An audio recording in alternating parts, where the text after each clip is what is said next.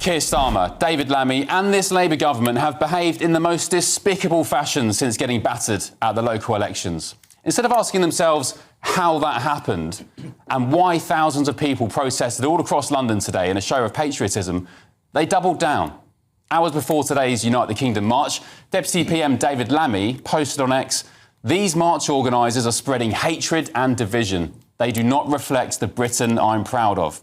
Well, the Prime Minister, of course, he weighed in too. He said on X, "I know that many people across the country will understandably be frightened by what they may see today. Muslim and ethnic minority communities concerned by the Unite the Kingdom march." Let me tell you tonight, Starmer and Lammy, in my opinion, outright lied today. They lied to the British public. They spoke of hatred and division. The PM says ethnic minorities would be frightened at what they saw. Not for the first time. They were gaslighting the great British public. I'm furious because I'm an ex-military. I was in the RAF for 12 years. I served my country. I'm very proud of my flag. I wear my flag proudly because I was born here in this country and my parents came over in the 60s and worked hard.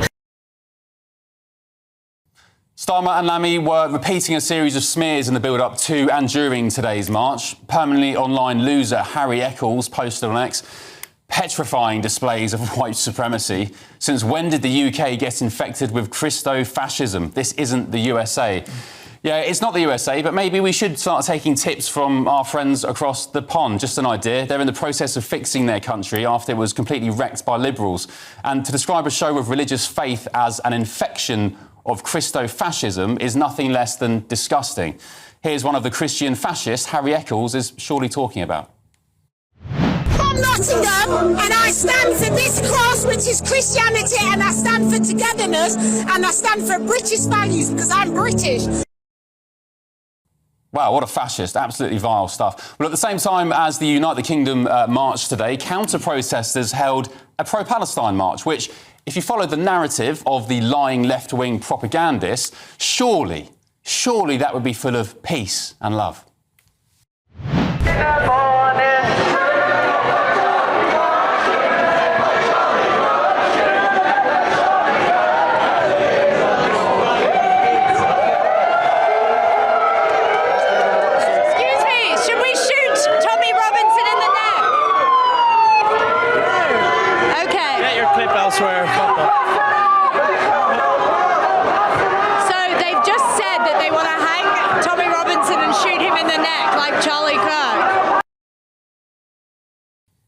And if you didn't hear what they were saying there, they were shouting, "Shoot him in the neck like Charlie Kirk."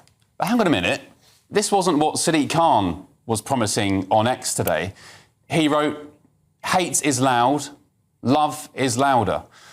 We'll never be divided," Khan wrote. Well, let me tell you now, the only division taking place today was at the hands of Keir Starmer, David Lammy, Sadiq Khan and all their fabrication about what took place on the streets of London today, and indeed all their followers as well. More than 400 arrests at last year's Notting Hill Carnival. More than 400. Multiple stabbings as well, fatalities over the years. More than 500 at previous Palestinian marches. And latest figures from the Met today at Unite the Kingdom, just 11 arrests out of tens of thousands of people. So what have we learned from today? Well, first of all, this Labour government thinks you at home are utterly stupid. They think we're stupid as well. They think everybody, most of the electorate, are very thick. And they've proven themselves, more pertinently, they've proven themselves arrogant beyond belief.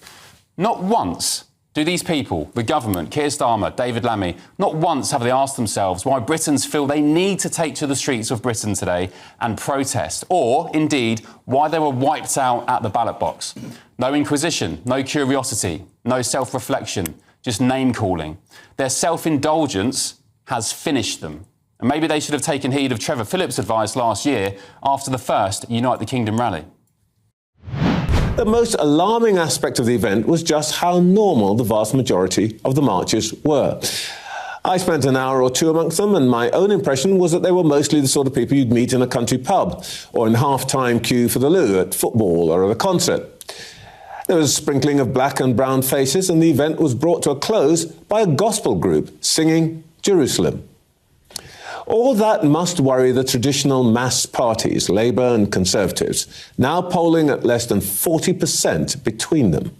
They're draining support to parties like Reform and the Greens. And yet, a man recently out of jail, condemned as an extremist thug by most mainstream media outlets, can rally a demo the size of the entire population of Cambridge or Blackpool. A feat you couldn't imagine either Sir Keir Starmer or Kemi Badenoch pulling off anytime soon.